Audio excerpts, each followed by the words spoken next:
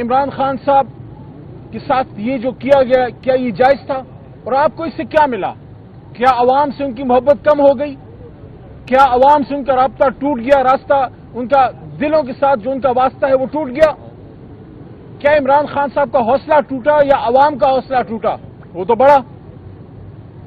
کیا آپ اس کو نہیں سمجھتے کہ جو 2 سال سے تحریک انصاف اور عمران خان صاحب کے ساتھ ہو رہا ہے، جو قوم کے لیڈر کو، امت کے ایک بڑے لیڈر کو اڈیالہ جیل کی اس کال کوٹری میں ڈالا ہے، اس سے قوم میں نفرت اور غصہ پیدا ہو رہا ہے؟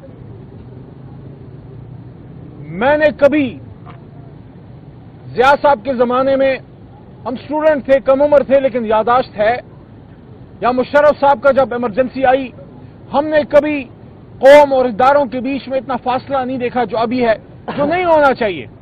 کیونکہ ہمارے لیڈر، قوم کے لیڈر عمران خان صاحب نے ہمیشہ یہ بات کی ہے کہ ملک بھی میرا ہے، فوج بھی میری ہے، ادارے بھی میرے ہیں. تو پھر یہ کیوں ہوا؟ قوم کو اپنے سے دور کیوں کر رہے ہو؟ ایسا مت کرو.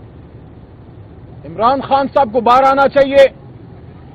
عمران خان صاحب کا ایک سٹیٹمنٹ ہوگا اور پھر پوری قوم اور ادارے اور سب لوگ آپس میں دوبارہ باہمی شیر و شکر ہوں گے. لیکن یہ کام اس 25 کروڑ میں ایک آدمی کر سکتا ہے اور اس کا نام عمران خان ہے. یہ جو ہمارے ساتھ کیا گیا اور جو ہو رہا ہے، جو 26ویں آئینی ترمیم جس طریقے سے پاس کی گئی، وہ فسطائیت آج بھی جاری ہے.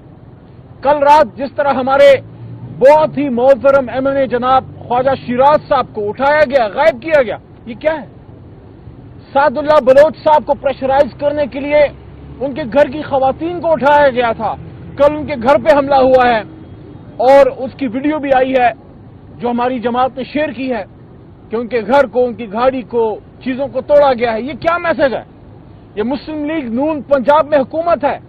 آپ کیسے کہہ سکتے ہیں کہ ہم نہیں کر رہے؟ کون کر رہا ہے؟ حکومت آپ کی ہے، وزیر اعلیٰ صاحبہ خود بیٹھی ہیں، آپ خاتون ہیں.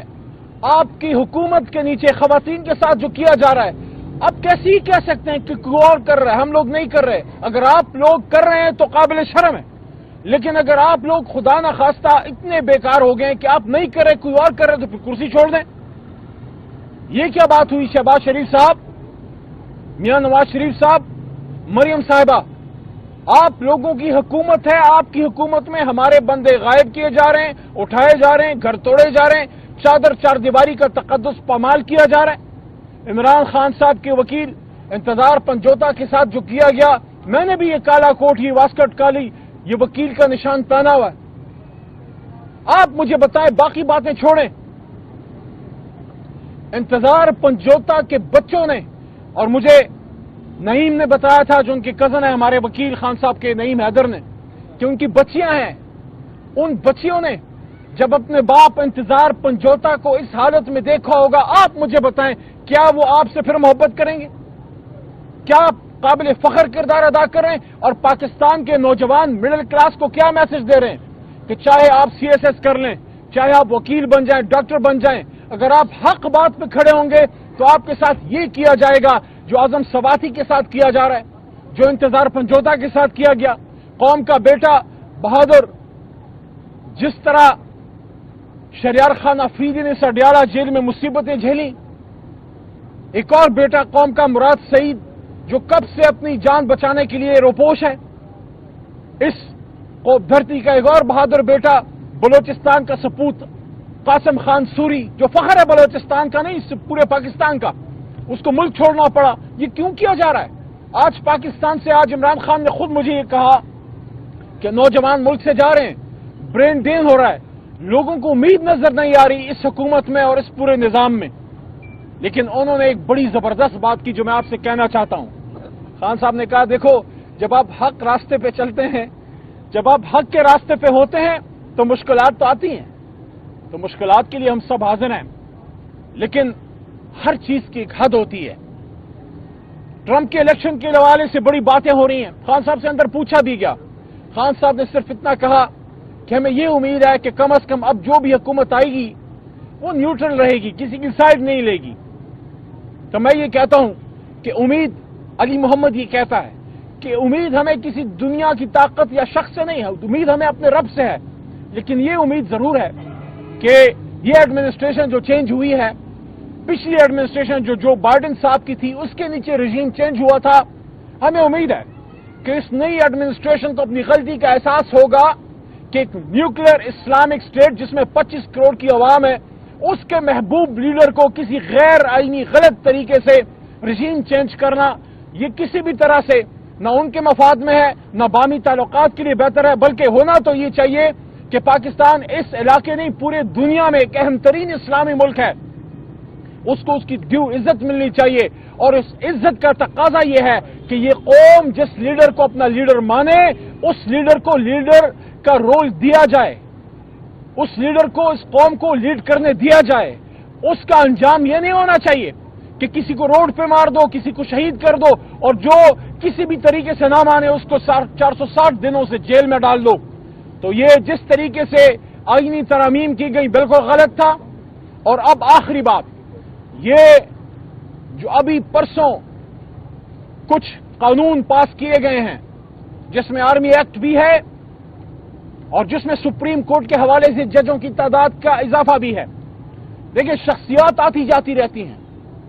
آج عاصم منیر صاحب ہیں، کل کوئی اور ہوگا، ان سے پہلے کوئی اور تھا. عہدہ رہتا ہے، ادارہ رہتا ہے. ہماری کنسرن یہ ہے کہ آپ نے جو بھی قانون پاس کرنا تھا، آپ نے اپوزیشن سے انگیج کیوں نہیں کیا؟ حکومت نے اپوزیشن سے رابطہ کیوں نہیں کیا؟ آپ نے اس پہ ڈیبیٹ کیوں نہیں کی؟ کیا یہ ہمارا ملک نہیں ہے؟ کیا یہ ہمارا ادارہ نہیں ہے؟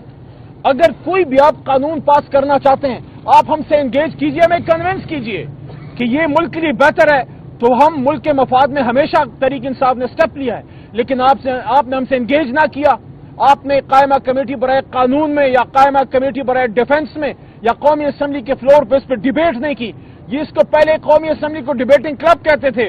میں نے اس دن اس کا نام بدل دیا کہ ڈیبیٹنگ کلب کی جگہ اب اس کو پوسٹ آفس کہو، کیونکہ اب تو تقریر بھی نہیں ہوتی، اب تو لکھا لکھایا آتا ہے، اس پہ ٹھپا مار دیتے ہیں. بلکہ میں کہتا ہوں خرچہ بچاؤ، خرچہ بچاؤ. سارے پارلیمنٹیرینز کی جگہ ایک پوسٹ آفس کا کلرک بٹھا دو تاکہ جو چیز آئے ٹھپا لگا کے آگے فارورڈ کر دے. اور اگر یہ پارلیمان ہے تو یہاں ڈیبیٹ ہونی چاہیے. آپ نے اگر کسی ادارے کے سربراہ کی مدت میں توسیع کرنی ہے، ٹائم فریم میں، یا کچھ بھی کرنا ہے، اس کو ڈیبیٹ کریں. اگر اچھا ہے تو پاکستان کے مفاد میں ہم آپ کے ساتھ ہیں. لیکن آپ نے تو ڈیبیٹ ہی نہیں کیا.